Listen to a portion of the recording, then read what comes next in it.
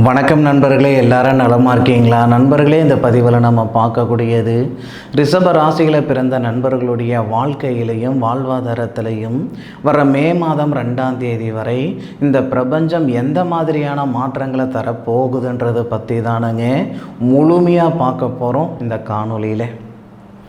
ரிஷப ராசிக்கு 11வது பாவகத்துக்கு அதிபதி குரு பகவான், 8வது பாவகத்துக்கு அதிபதியும் குரு பகவான். ரிஷப ராசிக்கு 12வது பாவகத்தில் இருந்த காலகட்டம் நமக்கு அந்தளவுக்கு சிறப்பாக இல்லை. கடைசி ஒரு 3 மாதம் பார்த்திங்கன்னா 3 மாதம் வக்கரத்தில் வேற இருந்தார். பலவிதமான சங்கடங்கள் கொடுத்தாரு. சந்தோஷப்பட்டோமோ இல்லையோ சங்கடப்பட்டோம், அது வேணும்னா நம்ம சொல்லிக்கலாங்க. அப்பேற்பட்ட ரிஷபராசி நண்பர்களுக்கு இனி வரும் காலம் அப்படின்னா ஒரு 3 மாதத்துக்கு குரு பகவான் உங்களுடைய ராசிக்கு 12வது பாவகத்திலேயே இருந்து உங்களுடைய ராசிக்கு எந்த மாதிரியான நல்ல பலன்களை கொடுக்க போகிறாருன்றது பற்றி தானுங்க முழுமையாக பார்க்க போகிறோம் இந்த காணொலியில். உங்களுடைய சுய ஜாதக ரீதியாக ஒரு சில பலன்கள் மாறலாம், ஆனாலும் பலன்கள் வராமல் இருக்காதுங்க. உங்களுடைய நேர காலங்கள் ரொம்ப சௌகரியமாக இருந்தால் நான் சொல்கிற பலன்கள் 100% நடக்கும். இல்லை கொஞ்சம் சாதகமாக இருக்குதுங்க, கொஞ்சம் பாதகமாக இருக்குதுன்னா அதுக்கு தகுந்த மாதிரி பலன்கள் குறையலாம். ரிஷப ராசிக்கு 11வது பாவகத்தில் இருக்கக்கூடிய குரு பகவான் வக்ர நிவர்த்தி பெற்று ரிஷப ராசியாதிபதி நட்சத்திரத்தில் பயணிப்பார். ரிஷப ராசியாதிபதி நட்சத்திரத்தில் பயணிக்கக்கூடிய காலம் பரணி நட்சத்திரத்தில் பயணிப்பார். உங்களுடைய ராசிக்கு 4வது பாவகமான சுபஸ்தானன்னு சொல்லக்கூடிய சூரிய பகவானுடைய ஆதிக்கத்தை பார்ப்பார். அப்போது 2 விஷயத்துக்கு இந்த ரிஷபராசியில் பிறந்த நண்பர்களுக்கு யோகம். பொதுவாக சொந்த வீடு வாசல் வாங்கணுன்றது எல்லாருக்குமே ஆசை தான். நேர காலங்கள் கூடனா மட்டும்தான், நேர காலங்கள் அமைஞ்சால் மட்டும்தான் நம்மளால் வாங்க முடியுமே தவிர கை நிறைய காசு பணம் வச்சுருக்கிறோம், காசு பணம் வைக்கிறதுக்கு இடமில்லாத அளவுக்கு நான் இருக்கிறேனுங்க, அப்படி இருந்தால் கூட வீடு வாசல் வாங்கிட முடியாதுங்க.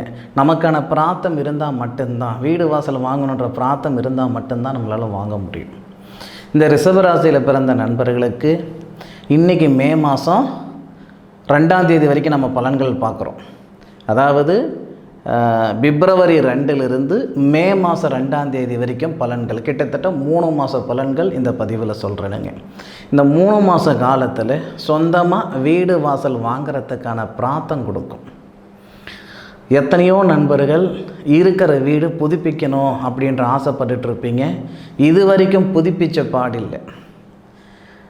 அதாவது ஏதாவது ஒரு காலகட்டத்தில் அதை ஆல்ட்ரேஷன் பண்ணணும், புதுப்பிக்கணும் அப்படின்ற ஒரு சூழல் இருந்தாலும் ஏதோ ஒரு காலகட்டத்தில் தள்ளி போகுது. அப்பேற்பட்ட நண்பர்களாக இருந்தாலும் சரி, இல்லை புதுசாக வீடு வாசலை வாங்கணும் அல்லது புதுசாக வீடு வாசல் கட்டணுன்ற எண்ணங்கள் இருக்கக்கூடிய நண்பர்களாக இருந்தாலும் ரிஷபராசியில் பிறந்த நண்பர்களுக்கு இந்த காலகட்டம் ரொம்ப சிறப்பாக இருக்கும். அதுவும் இன்றைக்கி பிப்ரவரி மாதம் 2ஆம் தேதி, பிப்ரவரி மாதம் 16ஆம் தேதிக்கு மேற்கொண்டு 100% இந்த ரிஷபராசி நண்பர்கள் மண் அல்லது மனை வாங்கிறதுக்கோ அல்லது வீடு வாசல் கட்டுறதுக்கோ முயற்சிக்கலாம். இந்த முயற்சி நிச்சயமாக நீங்கள் எந்த செயல் செய்யணும்னு நினைக்கிறீங்களோ அந்த செயல் செய்கிறதுக்குண்டான ஒரு அருமையான நேர காலங்களாக இருக்கும். அது மண்மனை சம்பந்தப்பட்ட விஷயம். சில நண்பர்களுக்கு பாகப்பிரிவினை ஆகாமல் இருக்கலாம். அண்ணன் தம்பிகளுக்குள்ள பாகப்பிரிவினை, இல்லை சித்தப்பா பெரியப்பா வகையிலே இன்னும் பாகப்பிரிவினை ஆகலைங்க, அது ஆனாதானுங்க எங்களுக்கு ஆகும் அப்படின்ட்டு இன்னும் பூர்வீக சொத்தில் இருக்கிற சங்கடங்கள் எல்லாம் இந்த மாதிரி நேரத்தில் சரியாகும். ஆதாரம் இருக்கா சார்? ஆதாரம் சொன்னால் தான் சார் நான் நம்புவேன். ஆதாரம் இருக்குதுங்க, ஆதாரம் இல்லாமல் போகலை. உங்களுடைய ராசிக்கு 12வது பாவகத்தில் இருக்கக்கூடிய குரு பகவான் உங்களுடைய ராசிக்கு 8வது பாவகத்தை தன்னுடைய சொந்த வீடான தனுசு ராசியை பார்க்கக்கூடிய தருணம். தனுசு ராசியில் செவ்வாய் இருக்கிறார் நான் பலன் சொல்லக்கூடிய தருணத்தில். அப்போது 12வது பாவகத்துக்கு அதிபதி வீட்டில் 8வது பாவகத்துக்கு அதிபதி இருக்கிறார். 8வது பாவகத்துக்கு அதிபதி வீட்டில் 12வது பாவகத்துக்கு அதிபதி இருக்கார். அதாவது கிரக பரிவர்த்தனை, செவ்வாவும் குருவும் கிரக பரிவர்த்தனை. அதுபோக குரு பகவானுடைய பார்வை வேறு செவ்வாய் மேலப்படும். செவ்வாய் தான் பூமிகாரகர் நம்ம சொல்லுவோம். அப்பேற்பட்ட செவ்வாய் இந்த பிப்ரவரி 5ஆம் தேதி அவரும் உங்களுடைய ராசிக்கு 9வது பாவகத்துக்கு போயிடுவார்.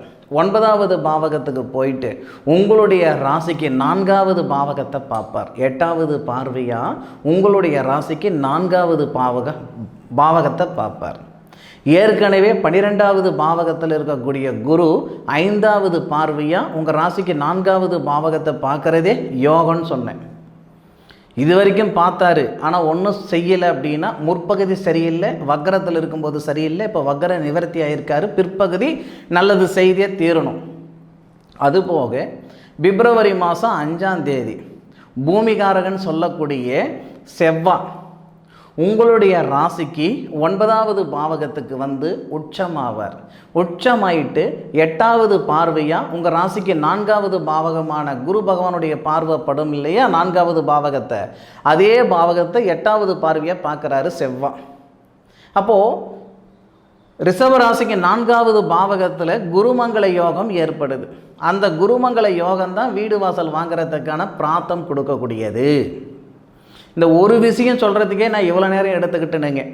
இது உங்களுக்கு எல்லாம் புரியணும் அப்படின்றதுக்காக, ரொம்ப தெளிவாக புரியணுன்றதுக்காக தான் இவ்வளோ டைம் எடுத்துக்கிறேனுங்க. ஒரு சிலர் சொல்கிறீங்க, சார் ஷார்ட்டாக சொல்லுங்கள் சார் அப்படின்ட்டு.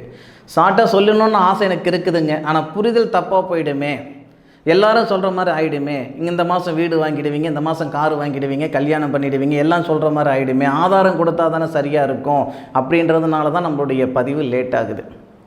ஒரு விஷயம், மண் மனை வாங்கிறதுக்கான ஒரு பிராப்தம் இதுதான், அதுக்கு ஆதாரம் இதுதான்.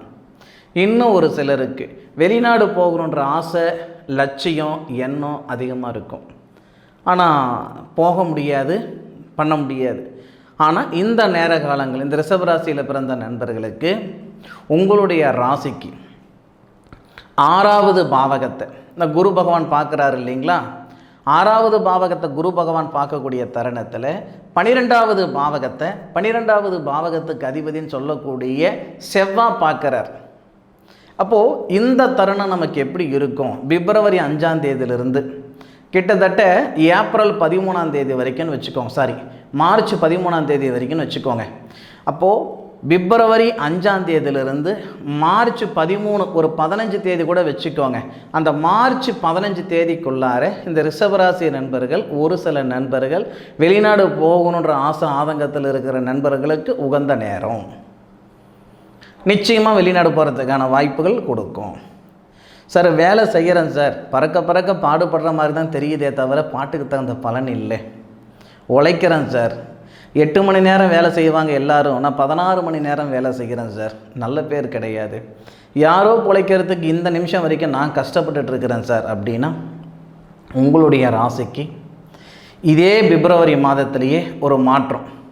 பிப்ரவரி மாதத்தில் 13ஆம் தேதியிலிருந்து கிட்டத்தட்ட அந்த மார்ச் 15ன்னு சொன்னோம் பார்த்தீங்களா, அந்த மார்ச் 15, 16 தேதி வரை உங்களுடைய ராசிக்கு 10வது பாவகத்தில் சூரிய பகவான் வரக்கூடிய தருணம் சிறப்பாக இருக்கும். 10வது பாவகத்தில் வரக்கூடிய சூரியன் 4வது பாவகத்துக்கு சுபஸ்தானாதிபதி தானே சூரியன், அவர் தொழில் ஸ்தானத்துக்கு போயிட்டு 7வது பார்வையை தன்னுடைய சொந்த வீட்டை பார்ப்பார். அப்போது பிப்ரவரி 13லிருந்து பிப்ரவரி மாதம் மார்ச் மாதம் ஒரு 15 தேதி வரைன்னு எடுத்துக்கிட்டிங்கன்னு வச்சுக்கோங்க, குருவோடைய பார்வை, சனியோடைய பார்வை, சூரிய பகவானுடைய பார்வை, செவ்வாவுடைய பார்வை, இந்த 4 கிரகங்களுடைய பார்வையும் உங்களுடைய ராசிக்கு 4வது பாவகம் சுபஸ்தானத்தை பார்ப்பார். பொருளாதாரத்தில் இருக்கிற சங்கடங்கள் சரியாகும். சார் வாங்கின இடத்துல கட்ட முடியல சார், கட்டின இடத்துல வாங்க முடியல, அதாவது வாங்கின இடத்துல கட்ட முடியல, கொடுத்த இடத்துல வாங்க முடியல, என் பணமும் நான் என்னால் வாங்க முடியல, நான் கொடுத்ததும் வாங்க முடியல, நான் வாங்கினது கட்ட முடியல, இப்படி சங்கடப்பட்டு இருக்கிற நண்பர்களுக்கு இந்த மார்ச் 15 தேதி வரைக்கும் யோகம் கொடுக்கும். அதுபோக கழுத்து பிடிக்கிற அளவுக்கு பண பிரச்சனை இருக்குதுங்க, பொருளாதாரத்தில் பாதிப்பு கொடுக்குதுனாலும் ஏதோ ஒரு வகையில் நல்லது செய்திடும் இந்த காலகட்டம், இந்த மார்ச் ஒரு 15 தேதி வரைக்கும். அதுபோக அந்த வேலை வாய்ப்பில் சங்கடங்கள் சொன்னோம் இல்லைங்களா, அந்த வேலை வாய்ப்பில் இருக்கிற சங்கடங்கள் கூட, நான் டெம்பரவரியாக வேலை செஞ்சுக்கிட்டு இருக்கிறேன், இல்லை 14 மணி நேரம் 15 மணி நேரம் வேலை செஞ்சுக்கிட்டு இருக்கிற மாதிரி எனக்கு தெரியுதுங்க அப்படின்னாலும், அந்த உழைப்புக்கு தகுந்த உயர்வு கொடுக்கக்கூடிய தருணம் வர்ற மார்ச் மாதம் வரைக்கும் இந்த பிரபஞ்சம் கொடுக்க போகுது. மார்ச் 16ஆம் தேதியிலிருந்து ஏப்ரல் மாதம் 19ஆம் தேதி வரை திருமணத்தில் இருக்கிற தடைகள் சரிப்படுத்த போகுது. மார்ச் 15, 16 தேதியிலிருந்து ஏப்ரல் மாதம் 19 தேதி வரை இந்த திருமணத்தில் சார் நான் ஒரு 50 பொண்ணு பார்த்துருந்துருப்பேன் சார், 500 ஜாதகத்தை பார்த்துருந்துருப்பேன் சார், 1000 ஜாதகம் பார்த்துருந்துருப்பேன் சார், ஒன்று கூட இது வரைக்கும் எனக்கு செட் ஆகலை, இப்படி வருத்தப்பட்டு இருக்கிற இந்த ரிஷபராசியில் பிறந்த நண்பர்களுக்கு மார்ச் 16 தேதியிலிருந்து ஏப்ரல் 19 தேதிக்குள்ளார தன்னுடைய திருமணத்தில் இருக்கிற தடைகள் நீங்கிறதுக்குண்டான ஒரு தருணமாக இந்த பிரபஞ்சம் ஏற்படுத்தும். அந்த நேரத்தில் கணவன் மனைவிக்குள்ளே இருக்கிற கருத்து வேறுபாடு சரியாகும். மார்ச் 15 நமக்கு ஏப்ரல் மாதம் 19 தேதி வரை அந்த கணவன் மனைவிக்குள்ளே இருக்கிற கருத்து வேறுபாடும் சரியாகும். அப்போது ஏப்ரல் மாதம் 19 தேதியிலிருந்து மே மாதம் 2 தேதி வரை, அதாவது குரு பகவான் லாபஸ்தானாதிபதினு சொல்லக்கூடியவர் 12வது பாவகத்தில் இருக்கக்கூடிய கடைசி கட்டம். அந்த கட்டத்தில் நம்மளுடைய உழைப்புக்கு தகுந்த உயர்வும் வாழ்க்கைக்கேற்ற வளர்ச்சியும் இந்த பிரபஞ்சம் கொடுக்கணும் அப்படின்னு நினைக்கிற வளர்ச்சியை முழுமையாக வந்து சேர்றதுக்கு உண்டான ஒரு தருணம் ஏப்ரல் மாதம் 19 தேதியிலிருந்து மே மாதம் 2 தேதி வரை. இப்படி ஒவ்வொரு கட்டமாக ஒவ்வொரு மாதிரியான பலன்கள் இந்த பிரபஞ்சம் இந்த ரிஷபராசி நண்பர்களுக்கு இந்த 3 மாதத்தில் ஏற்படுத்த தான் போகுது. சரியான முறையில் நாம் பயன்படுத்திக்கிட்டோம்னா நம்மளுடைய வாழ்வாதாரமும் நல்லா இருக்கும், வாழ்க்கையே நல்லா இருக்கும். ஒவ்வொருத்தருக்கும் ஒவ்வொரு விதமான ஒரு வளர்ச்சியும் சரி, ஒவ்வொரு விதமான நல்ல விஷயங்களும் சரி இந்த பிரபஞ்சம் கொடுத்துக்கிட்டு தான் இருக்குது. சரியான நேரத்தில் நம்ம பயன்படுத்திக்கிடணும். ஒரு குழந்தை பிறந்த உடனே நம்ம நடக்க வைக்க போகிறதில்ல, அந்த குழந்தைக்கு 10 மாதம் ஆனதுக்கப்புறம் தான் நம்ம நடக்க வைக்கிறோம். அப்போது ஒரு வேலை நம்ம செய்கிறோம் அப்படின்னா அந்த செயல் செய்கிறதுக்கு உண்டான வாய்ப்புகள் நம்மளுடைய ஜாதகத்தில் இருக்கான்னு பார்த்து செஞ்சுக்கிட்டோம்னா நமக்கு தோல்வி வராது. ஒரு உதாரணத்துக்கு நம்ம சுயத்தொழில் செய்கிறோம், அப்போ சுயத்தொழில் செய்கிறதுக்கான வாய்ப்பு இருக்கான்னு பார்க்குறோம். அதுக்கப்புறம் எந்த மாதிரி தொழில் செஞ்சால் சரியாக இருக்குன்னு பார்க்கணும், எந்த நேரத்தில் பண்ணணும்னு பார்க்கணும். ஒரு விஷயந்தான், ஆனால் 3 விதமாக நம்ம பார்க்குறோம். சொந்த தொழில் செய்கிறதுக்கான பிராப்தம் இருக்கா, அப்படி இருந்தால் எந்த மாதிரி தொழில் செய்யணும், எந்த மாதிரி தொழில் செய்கிற பிராப்தம் இருக்குது, அது எந்த நேரத்தில் பண்ணணும். அதே மாதிரி தான் திருமணம் பண்ணுறதுக்கான வாய்ப்பு இருக்கா, அது ஃபஸ்ட்டு பாருங்கள். ஒரு வரன் வருது, நான் பொருத்தம் பார்க்குறேனுங்க, நாள் குறிக்கிறேனுங்க, அது வேண்டாம். முதல்ல நமக்கு கல்யாண பிராப்தம் இருக்கா, அதன் பிறகு தான் நீங்கள் வரன் பார்க்குறது.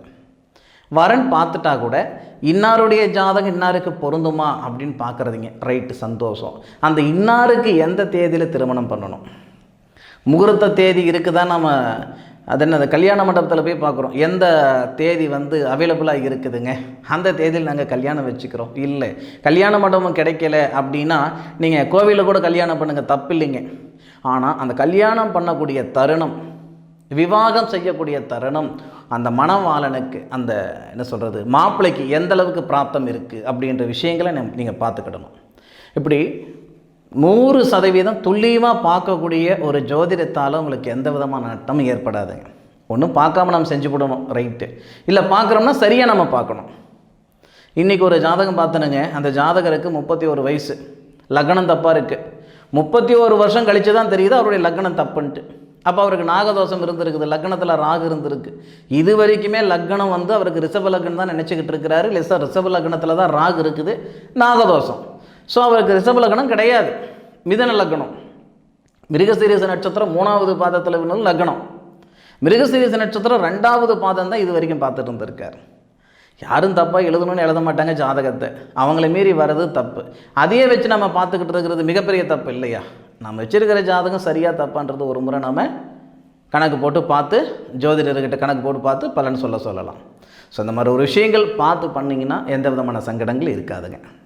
சரி நண்பர்களே, என்னுடைய காணொலியை முழுமையாக பார்த்ததுக்கு மனசில் இருந்து மனமார்ந்த நன்றிகளை சொல்லிக்கிட்டு மீண்டும் அடுத்த ஒரு அற்புதமான தருணத்தில் உங்கள் அனைவரையும் சந்திக்கும் வரை உங்களிடமிருந்து விடைபெறுவது உங்கள் வீட்டு ஜோதிட நண்பனான காளிதாஸ் மணிகண்டன். திருச்சிற்றம்பலம்.